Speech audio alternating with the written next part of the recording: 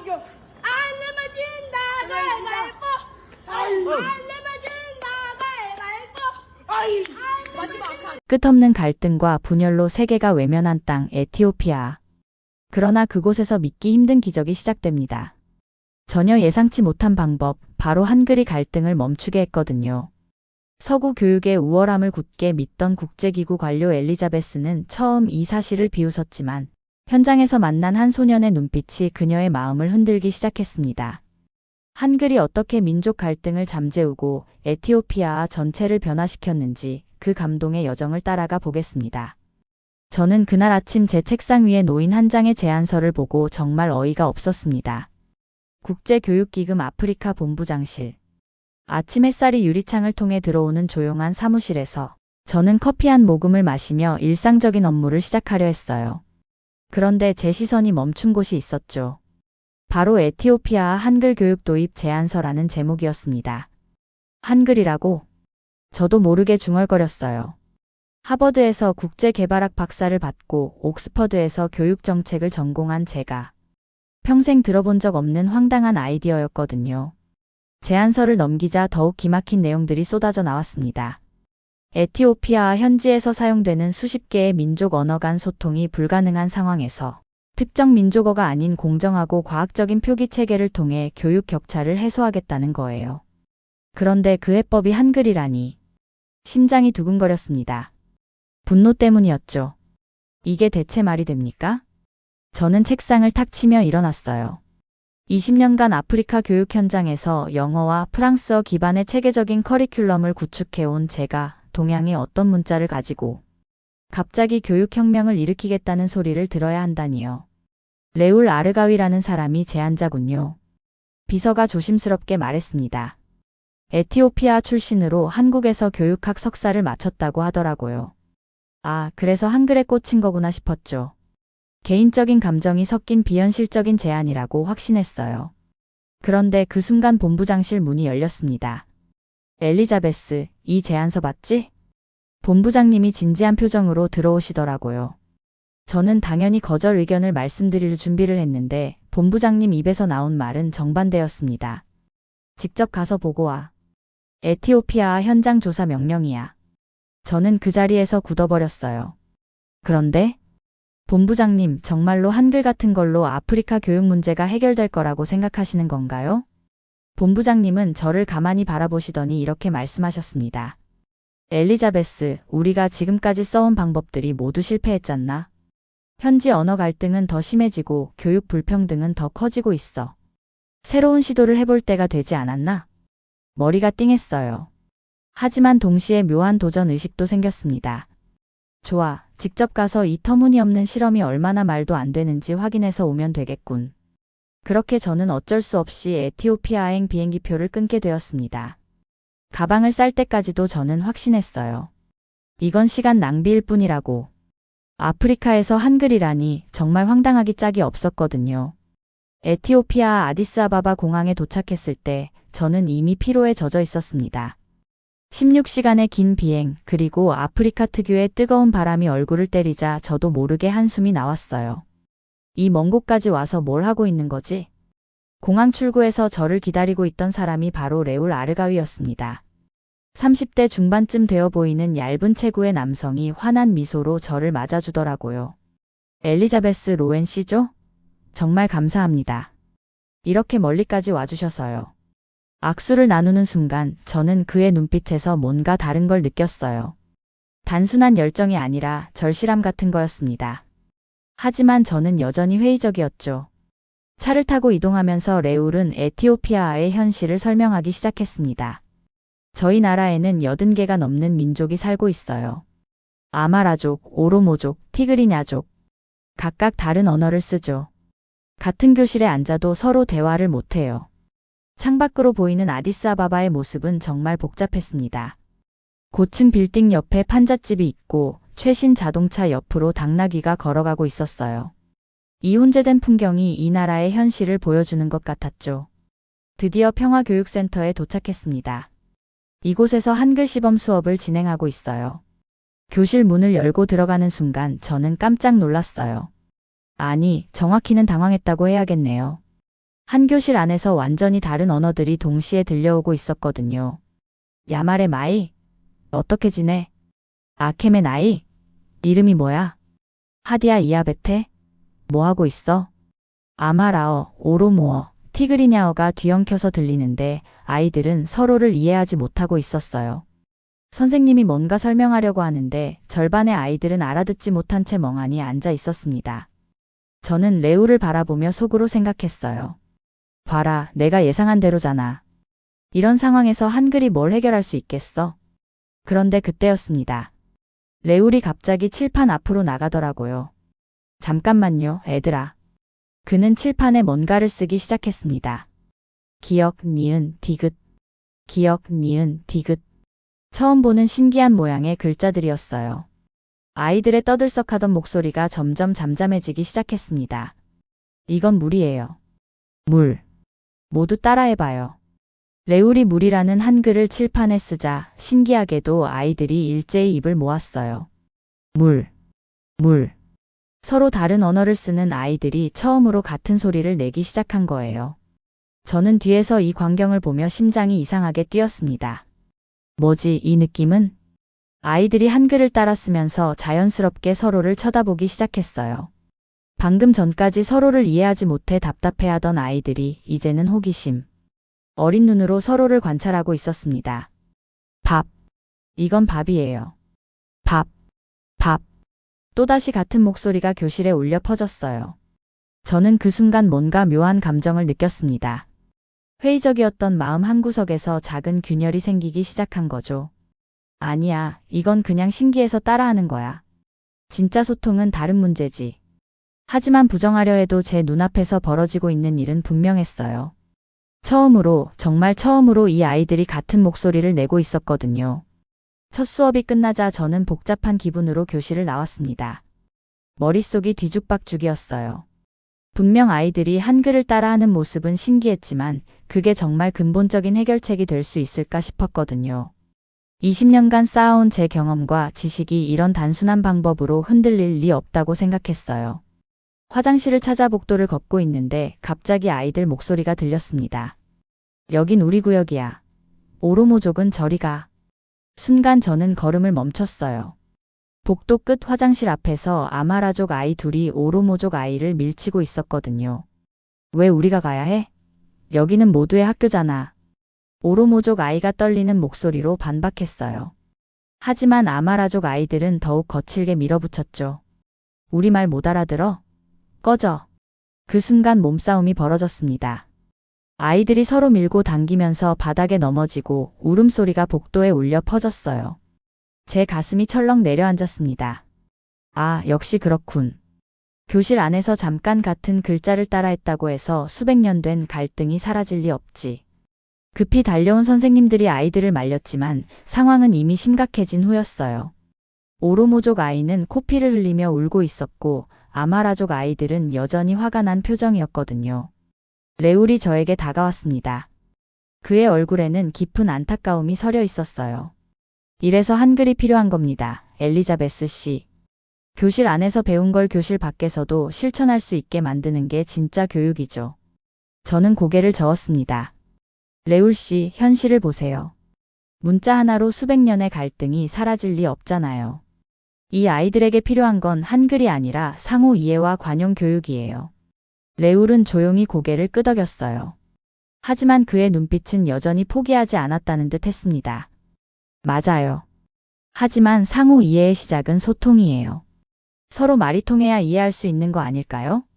그날 밤 호텔에서 저는 잠을 이룰 수 없었습니다. 계속 그 아이들의 울음소리가 귓가에 맴돌았거든요. 동시에 교실에서 아이들이 물, 밥을 함께 따라 하던 그 순간도 자꾸 떠올랐어요. 그래, 잠깐은 함께 했지. 하지만 교실 밖으로 나오면 결국 원래대로 돌아가는 거야.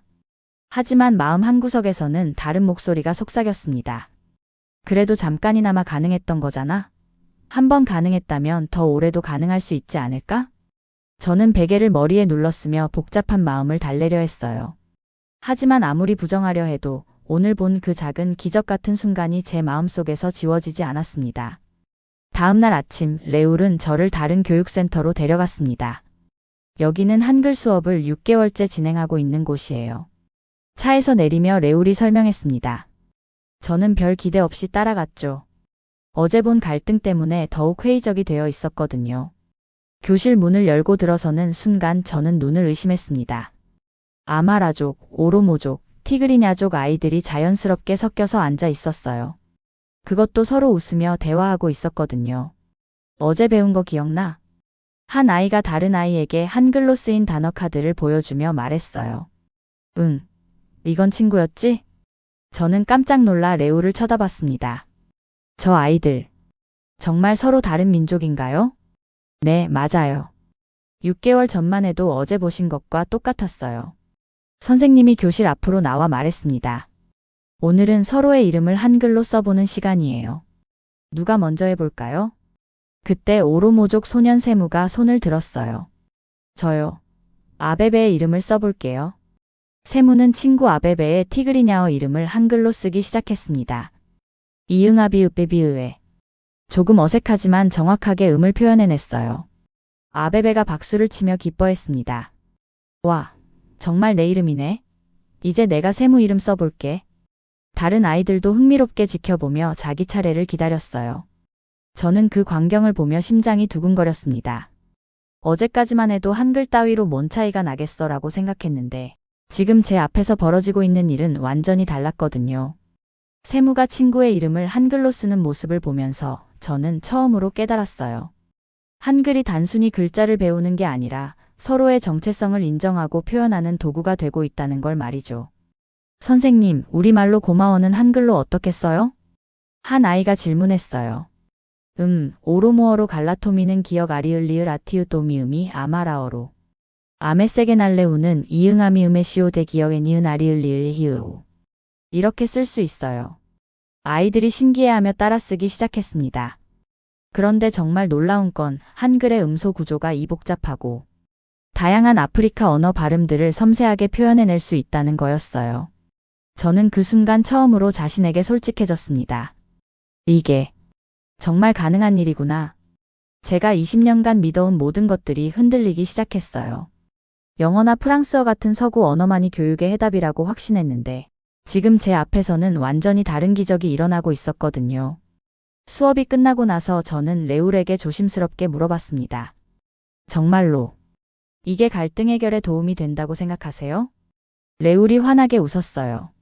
엘리자베스 씨, 6개월 전 이 교실에서도 싸움이 일어났어요. 하지만 지금 보세요.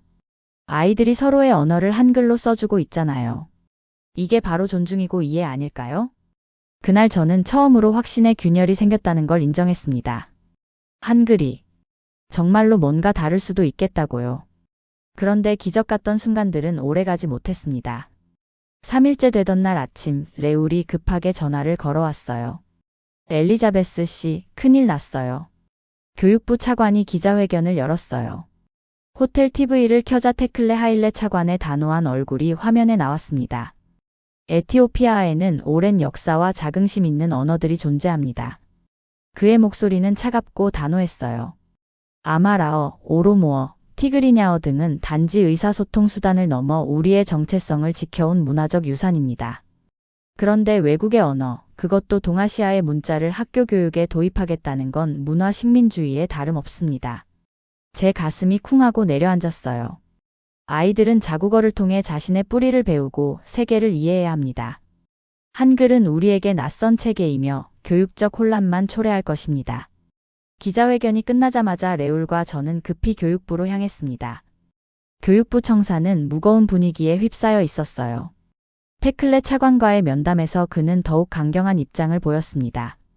레울 씨, 당신이 한국에서 공부했다는 건 압니다. 하지만 개인적인 감정을 가지고 우리나라 교육을 실험 대상으로 삼을 수는 없어요. 레울이 조심스럽게 반박했어요.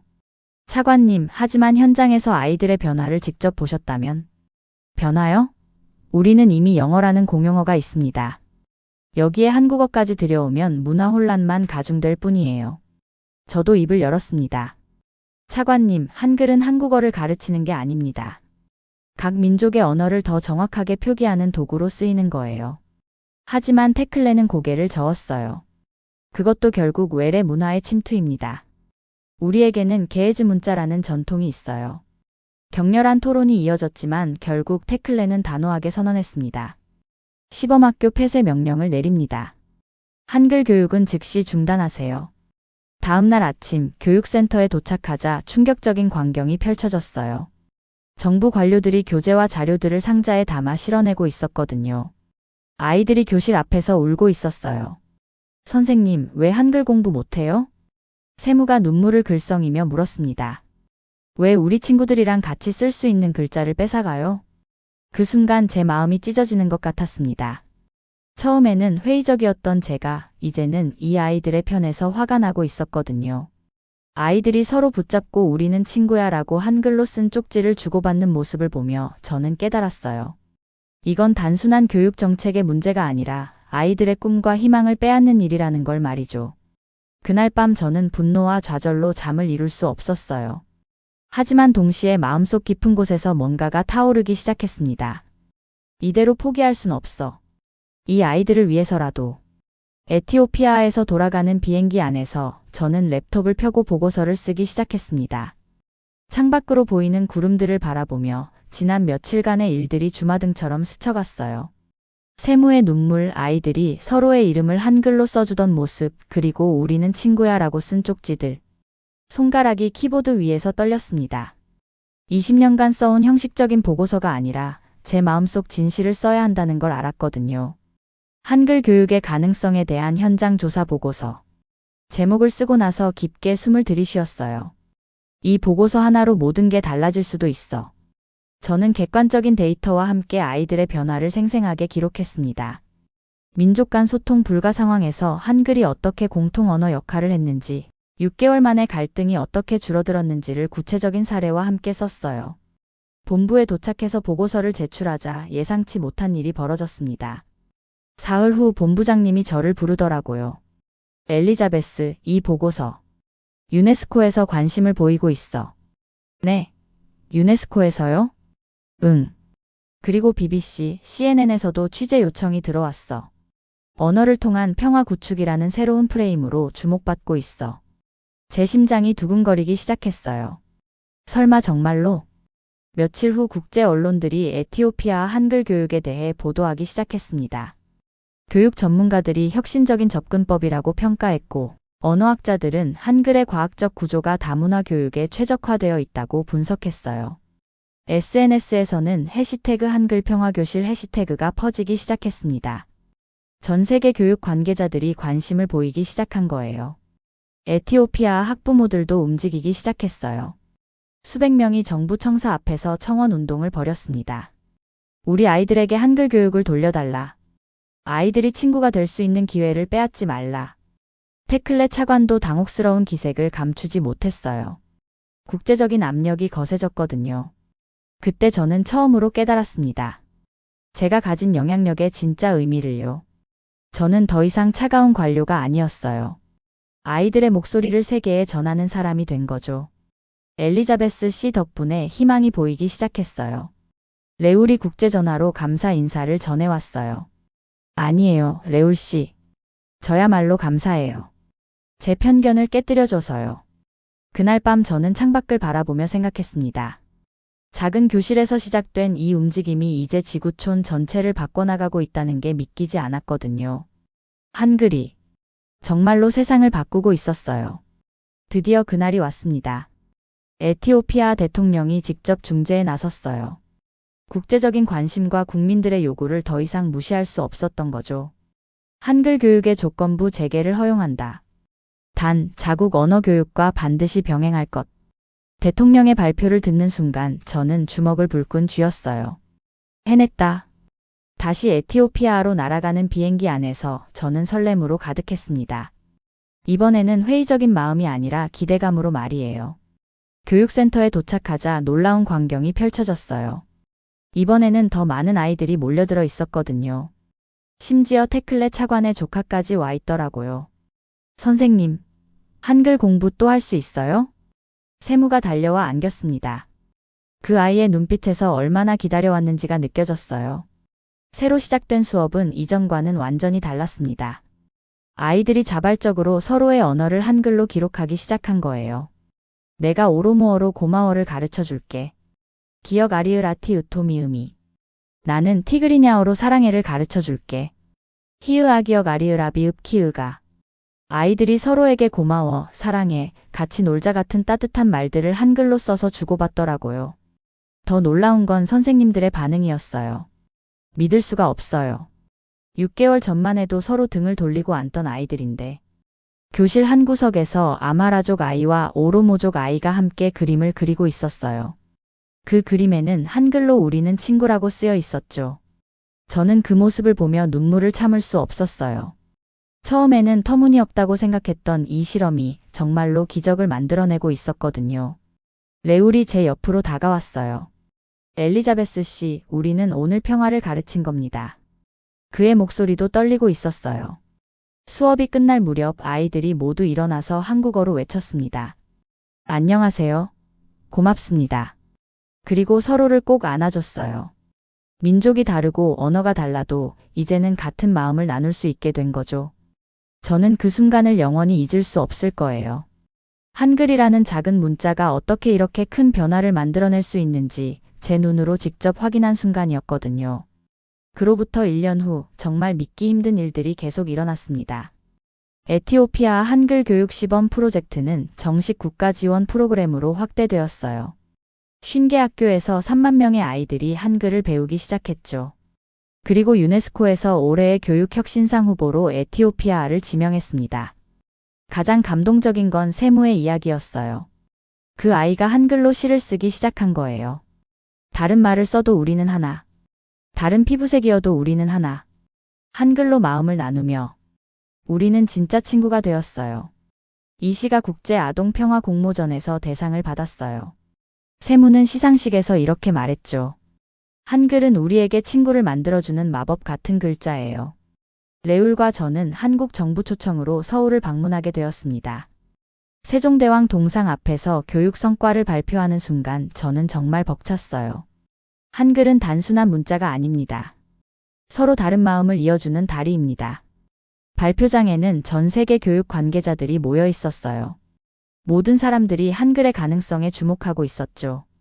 케냐, 탄자니아, 우간다에서도 한글 교육 도입을 검토하기 시작했어요. 한글은 이제 아프리카 전체에서 화해의 언어로 불리게 되었습니다. 에티오피아로 돌아가서 본 광경은 더욱 놀라웠어요. 각 민족의 학교들이 서로 교류하며 전통 문화를 한글로 기록하는 활동을 이어가고 있었거든요. 오로모족 아이들이 아마라족 전래동화를 한글로 받아 적고 티그리냐족 아이들이 오로모족 민요를 한글로 표기하는 거예요. 우리 할머니가 들려주신 이야기를 친구들에게도 들려주고 싶어서 한글로 적었어요. 그 말을 들으며 저는 깨달았어요.